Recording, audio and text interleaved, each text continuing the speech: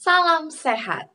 Kita akan melanjutkan bacaan pelajaran sekolah sahabat dewasa kita hari ini di tanggal 5 Agustus dengan judul Pertentangan Besar, Dekat, dan Pribadi. Penjelasannya. Seperti yang kita ketahui dari membaca cerita dalam Kejadian 39 ayat 11 hingga yang ke-20, Yusuf menderita karena keputusannya yang berdasarkan prinsip. Yusuf dijebloskan ke penjara.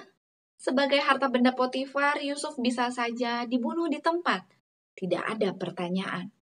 Potifar jelas tidak mempercayai istrinya, tetapi harus menjaga reputasinya dengan mengambil tindakan.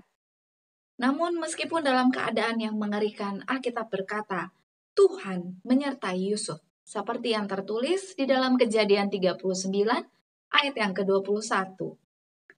Kehidupan di planet bumi ini tidak adil. Kebaikan tidak selalu dihargai dan kejahatan tidak selalu langsung dihukum. Ada beberapa kabar baik. Yusuf dapat menemukan istirahat meskipun di penjara karena Allah menyertainya. Di penjara dia bisa merenungkan ketidakadilan situasinya, menyendiri dan bahkan menyerah kepada Tuhan. Apa yang Yusuf lakukan saat di penjara? Bagaimana dia berhubungan dengan orang-orang di sekitarnya? Bacalah Kejadian 39 ayat 21 hingga Kejadian 40 ayat yang ke-22. Di sana dijelaskan bahwa Yusuf peduli dengan orang-orang di sekitarnya. Penjara tidak membuat prinsipnya berubah.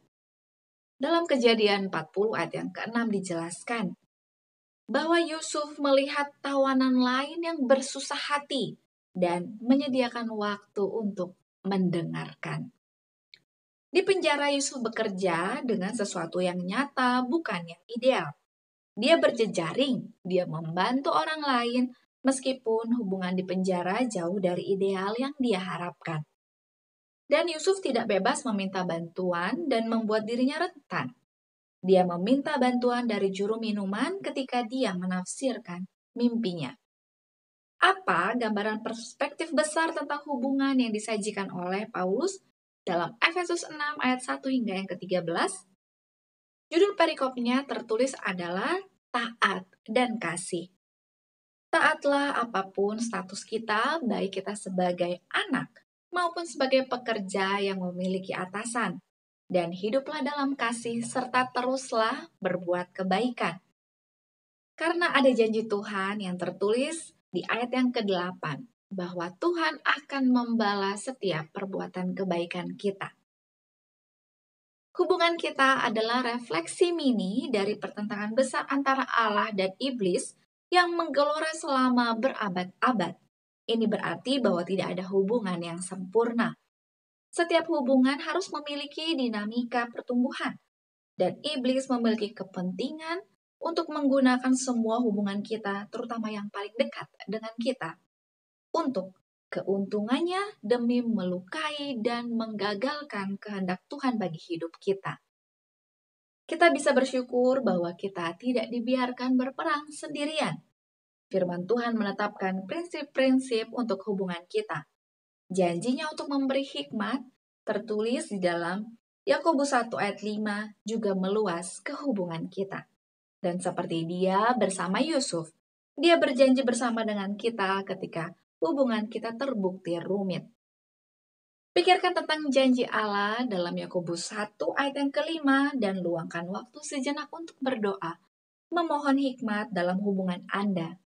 Bagaimana Anda dapat berupaya untuk terbuka terhadap bisikan Roh Kudus sewaktu Anda berhubungan dengan orang-orang ini? Yakobus 1 ayat 5 menulis, tetapi apabila di antara kamu ada yang kekurangan hikmat, hendaklah ia memintanya kepada Allah yang memberikan kepada semua orang dengan murah hati dan tidak membangkit-bangkit. Maka hal itu akan diberikan kepadanya.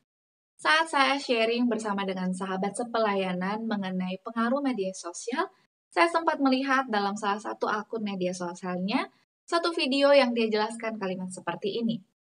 Seringkali kita berdoa kepada Tuhan, kita bercerita semua hal yang kita ingin sampaikan, baik itu permohonan doa, pengalaman hidup yang menyedihkan, beban yang sementara dilalui. Kita terus berbicara satu arah. Tapi, apakah kita pernah meluangkan waktu untuk mendengarkan apa yang Tuhan ingin sampaikan? Apa yang Tuhan ingin kita lakukan dalam hidup kita?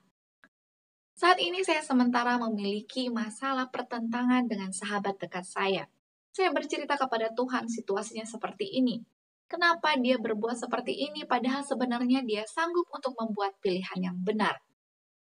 Saya sempat mengeluh kepada Tuhan. Tapi setelah saya menyaksikan video ini, setelah berdoa, saya menyadari Tuhan berkata kepada saya, tetaplah Nas lakukan yang terbaik. Jangan pernah tinggalkan sahabat dekatmu itu, tetaplah bersamanya. Ketika keadaan yang sulit, tetaplah memberikan pertolongan kepadanya. Tetaplah berbuat baik. Saya pun menyadari bahwa saya harus terus berkomitmen.